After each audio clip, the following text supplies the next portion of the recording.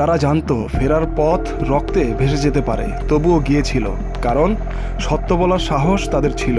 কিন্তু গোপালগঞ্জে সেই সাহসী পরিণত হলো এক পরিণত মৃত্যু ফাঁদে, যেখানে নিশানায় ছিল এনসিপির শীর্ষ নেতারা। কিভাবে একটি শান্তিপূর্ণ রাজনৈতিক সমাবেশ টার্গেট কিলিংয়ের নীল নকশা হয়ে উঠল, কিভাবে এনসিপির শীর্ষ নেতাদের জন্য পাতা হয়েছিল এক ভয়ঙ্কর ফাঁদ, জানতে হলে দেখতে থাকুন আমাদের আজকের ভিডিও।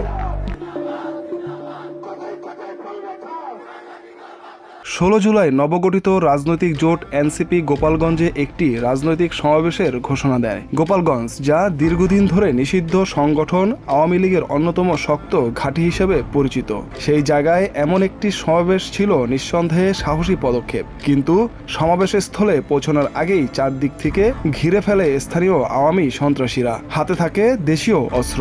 উত্তেজনার মাত্রা বাড়তে থাকে মুহূর্তে মুহূর্তে।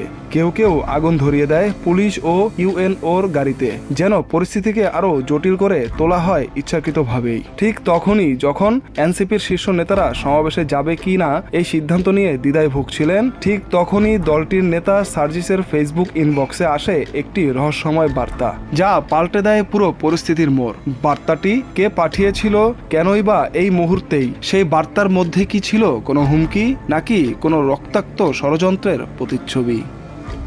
সম্প্রতি এনসিপির শীর্ষ নেতা সার্জিস আলম নিজের ফেসবুক ওয়ালে এক পোস্টে লেখেন, গোপালগঞ্জ থেকে এক ভাই মেসেজ দিয়েছে, সার্জিস ভাই, অনেক গুজব ছড়ানো হচ্ছে, এসবে কান দিয়েন না। আমরা গোপালগঞ্জের মানুষ একটা জিনিস খুব ভালো করে বুঝে গেছি, খারাপ সময়ে শেখ হাসিনা সবার আগে নিজের পরিবারের সদস্যদের সেফ জায়গায় পাঠিয়ে দিয়েছে, এরপর নিজে সেফ জায়গায় চলে গেছে, আমাদের পরিবারকে অনিশ্চিত ভবিষ্যতের মধ্যে ফেলে গেছে। সুবিধা নিয়েছে গুটি কয়েক মানুষ, কিন্তু ভুক্তভোগী আমরা সবাই।